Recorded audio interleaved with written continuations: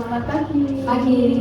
Sebelumnya perkenalkan, nama saya Nabila Putri. Di sini saya mahasiswa Abid Harapan Mulia Ponorogo. Tujuan saya ke sini untuk sedikit wawancara dengan dokter untuk tentang komunikasi pelayanan. Sebelumnya boleh perkenalan dulu dok di video saya ini. Saya Dr. Fitri sebagai pengajar klinik di Klinik Berkah Medika. Terima kasih dok sudah mau saya wawancara ini. Maaf kalau sedikit mengganggu waktunya. Dokter di sini sudah bekerja berapa lama dok? Kalau saya sudah 9 bulan di sini. Mau 9 bulan. Langsung saja pertanyaan dulu ya dok. Di sini itu alur pelayanannya bagaimana dok di klinik ini? Untuk alur pelayanan, maksudnya dari pasien datang ya? Iya. Oke. Kalau dari pasien datang itu nanti ke pendaftaran dulu ya. Nanti didata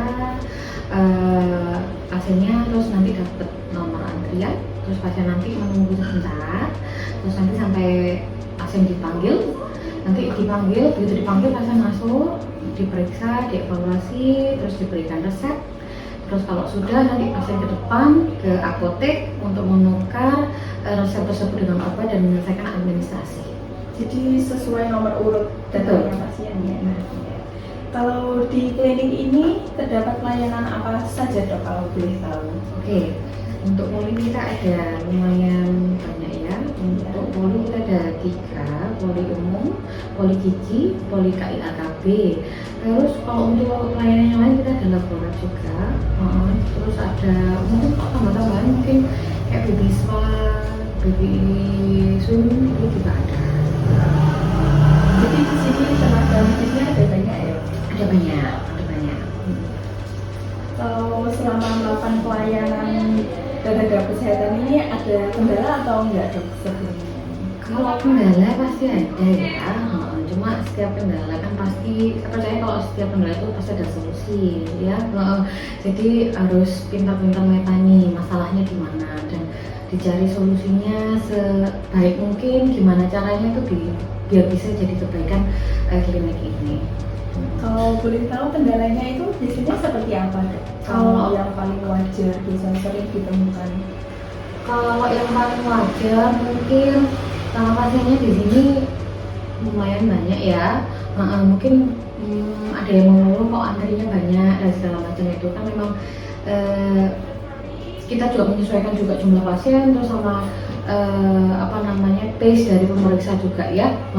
Jadi kan biasanya kalau paling nggak satu pasien itu maksimal ya 5-10 menit itu sudah sangat cepat sekali ya menurut saya itu ya. Jadinya ya memang harus dikomunikasikan bahwa memang membutuhkan waktu untuk memeriksa satu pasien dalam satu nilainya. Jadi ya nanti tergantung antriannya. Dalam menjalankan tugas profesi dokter sebagai dokter atau profesi tenaga medis lainnya, dalam mengambil keputusan tindakan pelayanan itu cukup sulit atau enggak dok sebenarnya? Kalau tindakan medis itu kita harus cepat ya, karena ini nyangkut nyawa ya, jadi kita nggak boleh main-main. Jadi kalau memang kayak emergency memang harus segera dilakukan, jadi nggak boleh ragu dalam memutuskan sesuatu gitu ya. Mending kita mikirnya yang terburuk daripada kita menggampangkan menyebanyakan. Jadi mending kita prepare seburuk mungkin daripada kita menyebarkan yang kayaknya sepertinya sepele tapi ternyata nanti di belakangnya nggak apa-apa. Dok, kalau biasanya kan kalau memberikan informasi ke masyarakat itu kan tingkat pendidikannya beda-beda.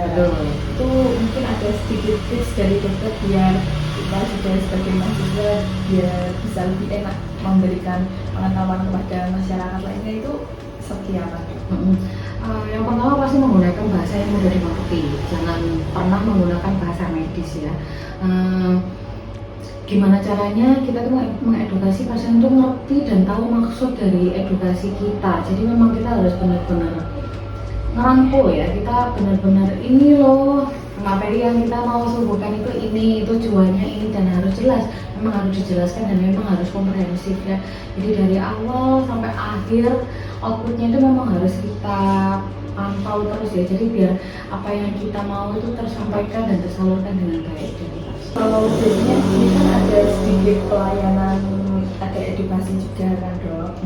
Kalau biasanya di sini medianya itu menggunakan apa dok? Edukasi pasien, oke. Edukasi pasien itu ya pas kita periksa gini, habis periksa gini bisa. Terus dari pamflet dari IG itu kita juga kasih ya. Terus habis itu ada di depan poster-poster juga ada. Jadi pasien nggak harus diberikan secara langsung ya. Jadi pas nunggu itu pasien bisa sambil baca-baca poster gitu. Jadinya dia bisa teredukasi walaupun tanpa kita ini apa namanya ngomong langsung lah intinya. Cara promosi di klinik ini itu seperti apa dok? Promosinya ada yang dia offline dan online ya pasti ya, kan kita harus mengikuti zaman pasti ya. Jadi banyaknya arus ini, banyak teknologinya harus tetap mengikuti. Jadi kita ada promosinya ya di pelang yang di depan ini satu, terus habis itu dari status WA, terus sama di Instagram biasanya ya. Iya. Kalau di sini itu alur pembayarannya itu bisa menggunakan BPJS atau enggak? Oh bisa, kita melayani semuanya ya. Jadi kita melayani umum dan BPJS dan semua pelayanan yang kami berikan itu sama. Jadi sebenarnya obatnya juga sama aja. Terus kalau untuk pembayaran otomatis yang BPJS KIS itu semuanya gratis ya. Tapi kalau untuk yang umum itu kita sangat memudahkan pasiennya. Kita bisa bayar lewat tunai, bisa lewat debit juga bisa, lewat QRIS juga bisa. Jadi pasien nggak kita bebankan harus bawa uang banyak-banyak gitu enggak. Jadi kita bisa memberikan dengan transfer juga bisa. Ya mungkin cukup pertanyaan dari saya. Mungkin ada sepatah kata buat kita semua ada yang diucapkan di video ini. Ya, karena ya sebagai tenaga profesi kesehatan kita harus melaksanakan tugas profesi kita sebaik mungkin, semaksimal mungkin. Segala upaya kita itu adalah untuk pasien, dari pasien dan untuk pasien. Semangat. Terus semangat ya. Iya. Terima kasih ya dokter. Sama-sama. Waktunya. Iya. Terima kasih. Selamat pagi dok. Selamat pagi.